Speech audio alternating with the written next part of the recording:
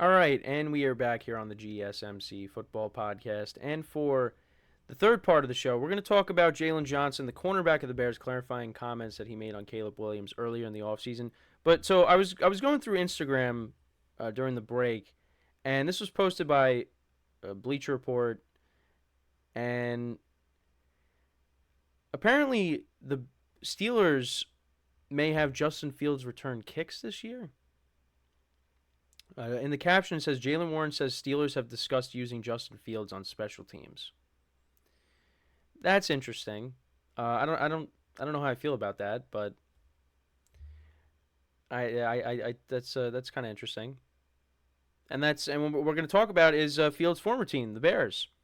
But yeah, that's should I use the breaking news feature? Nah, I'm just kidding. Yeah, it's not really breaking news, but anyways. So let's get into.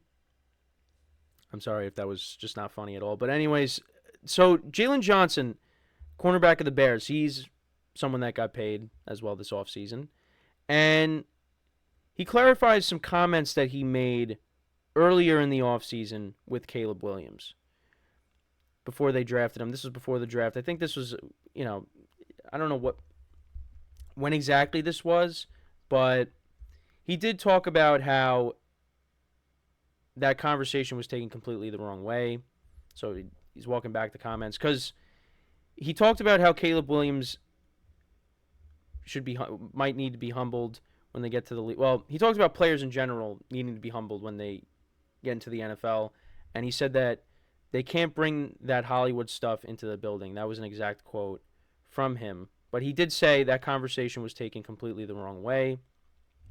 Now, this was on the Kay Adams show. He said, people to me just wanted clickbait and didn't even take into consideration the whole context of the conversation because when we were talking, she had brought up, oh, how do you feel about Caleb Williams if he comes and you guys draft him?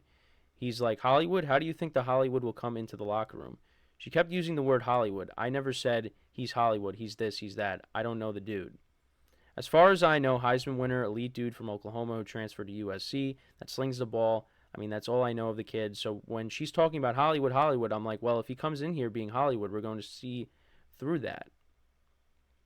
And then he said, I cleared the air and was like, hey, that wasn't what it was supposed to be. I don't know you. He hit me and was like, hey, I'm a winner. I just want to win. We had that conversation. I'm like, it's all good. Then I talked a little trash about Utah and USC, and it was all good. All right, so, it got squashed pretty quickly. And, I mean, yeah, and the other thing, too, is Caleb Williams wasn't even on the team yet. So, I mean, it's not like you're saying that about your teammate. It's again, the Bears could have threw a curveball at us and drafted somebody else. But we knew all along that that's what was going to happen. But I know I kept hinting at, hey, you never know. They could take Jane Daniels. They could take Drake May, J.J. McCarthy. But we all knew that it was going to be Caleb Williams. So now my thoughts on this, it's not a big deal. It's not a big deal. And it got squashed pretty quickly. And, yeah, I mean, you got a guy that's playing on the West Coast. Now he's coming over to, playing in Chicago, playing in, the frozen. Well, no, that's not the frozen tundra. That's Lambeau Field, but still Soldier Field. Even though the Bears are probably going to get a new stadium at some point. It's going to be different, but Jaylon Johnson did the right thing. He reached out. They cleared the air, and it's all good. And now the Bears, they're focusing on this season, and this could be a very exciting year for the Bears. Because what they've done this offseason and the players they've added, they're hoping to build off of, how they finished the year last year, other than, the loss to they lost a close game to the Packers, and they also lost the game to the Browns that they could have won. But they played better. Now, it's going to be with a new quarterback, and we'll see how Caleb Williams does. And, I mean, I think the Bears have given him the tools to be successful. They've really revamped this offense these past couple of seasons. So I expect Caleb Williams to do well. You trade for Keenan Allen. You sign DeAndre Swift. D.J.Moore they got from the Panthers. They also did sign Gerald Everett as well, back up to Cole Kmet. They drafted Rome Odunze, the receiver from Washington. They got a ton of weapons on this team. So there's no reason why the Bears can't go out there and be an explosive offense. This on paper, this offense is going to be explosive. But they got to go out there and show it. And, I kind of agree with Jaylon Johnson with what he was saying about how players, that come into the NFL need to be humbled a little bit. They kind of think who they are. And then they have their welcome to the NFL moment. Because every player's had that. Now, I'll never experience that welcome to the NFL moment, and I would not want to, because that would definitely require some violence involved, taking a big hit or something. So, yeah, I mean, I don't know what that welcome to the NFL moment is, because I'm not in the NFL, but that's what you hear players talk about, their welcome to the NFL moments, where they go up against players that, they grew up watching, and if an offensive lineman is, going up against an Aaron Donald or Lawrence Taylor or something, and, they just get bulldozed through and their quarterback ends up getting sacked, or, you're putting out a block and you get laid out. Those are just a few examples. But you do have some players that come into the league and there's this, they're full of themselves. And, again, Caleb Williams coming over from the West Coast, yeah, there's some Hollywood, and that's why that reporter was using that. And I don't expect Caleb Williams to, just be flawless from the start. There's going to be some growing pains, but I know people have their doubts, because I know, after a game he was crying. His mom was comforting him, and people were, critiquing him on that. And some other things as well. Well, let's see if he has talent. Let's see if his game, I mean, he has talent, but let's see if his game translates to the NFL. And how he and the other thing too is, how does he respond to adversity? Because all players are going to experience some kind of adversity. Everywhere. I mean, Tom Brady experienced it. Peyton Manning experienced, guys I just talked about. Tom Brady got towards ACL in 2008, first week of the year. He also got suspended. I mean, if you even want to call it that adversity.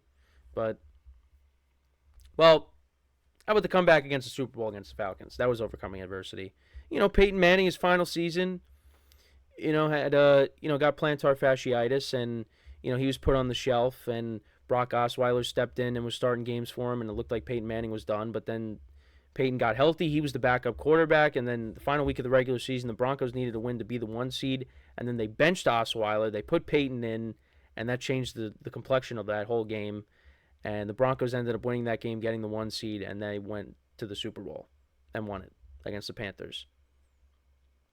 Everybody's experienced it, whether it's injuries or, being down big in a game. So, Caleb Williams, maybe he has some growing pains. Maybe he's like Jordan Love, where, you're throwing some horrendous picks at the end of the game, and people are looking at you as being a bust, but then all of a sudden you turn it around and you end up finishing with a solid season, and you win a playoff game. Can Caleb Williams do that his first season? I mean, with the Bears and the team that they have right now, they should be in the playoffs. Now, I'm not saying they're going to win the division. I think I look at the Lions and the Packers as the better teams in the division, but I think the Bears could be a team that's in the mix for the playoffs and can make it. I mean, the NFC is not loaded. It's not as loaded as the AFC. The Bears should be able to make it. Their defense played better towards the end of the year. And you added Montez Sweat, who led in sacks on both the Commanders and the Bears last year, which is funny. The Bears are going to be an improved team. They should finish with the winning record. They should. But again, you got a rookie quarterback. He's never played yet, so we got to see how that translates. But you've had guys, rookie quarterbacks, start day one. Andrew Luck comes to mind. They made the playoffs their first season with Andrew Luck, the Colts. So who's to say that the Bears can't do that with Caleb Williams? But like I said, the division's going to be tough. Every team on paper, their rosters are really good. The Vikings, we'll see what happens with J.J. McCarthy. Because I think, it's going to be a quarterback battle, you would imagine, between Sam Darnold and J.J. McCarthy. I'm curious to see how that plays out. Whether J.J. McCarthy or Sam Darnold's going to start week one. Are they going to want J.J. McCarthy to sit? Or I guess it just depends on how they perform in camp and preseason. They'll make that decision. But again, I like the rosters of every team in that division. But the Vikings, I would rank them last. I would rank them last. But again, it comes down to the quarterback position. Because right now you got Jared Goff and Jordan Love, and then you got Sam Darnold with the Vikings and J.J. McCarthy, and then you have Caleb Williams with the Bears, who they took with the number 1 overall pick. Well, I'm going to put the Bears ahead of the Vikings. Because in my eyes, you're taking Caleb Williams, you're investing your number 1 overall pick in him. He should be better. He's going to be the next big thing. The Bears are hoping. Now, have the Bears done a great job at developing quarterbacks? Not necessarily. But have they also done a great job at drafting the right quarterback? Well, you go back to Mitchell Trubisky. They moved up to get him, and he wasn't special. Now, did he have a good year? Yeah, in 2018, the Bears were a good team, but that was built more on their defense. But again, Trubisky did have a good year, but that was more on their defense. With Khalil Mack, Akeem Hicks, those guys, Eddie Jackson. That's why that team was where they were. It's because of the defense. And then you drafted Justin Fields, and the Bears didn't really go anywhere with him. But then they had the golden opportunity to hit the reset button, and that's what they did. They traded Fields, and they drafted Caleb Williams.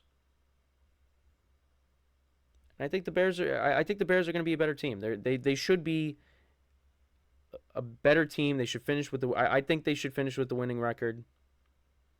Maybe 9-10 wins. I think that's their ceiling is 9-10 wins.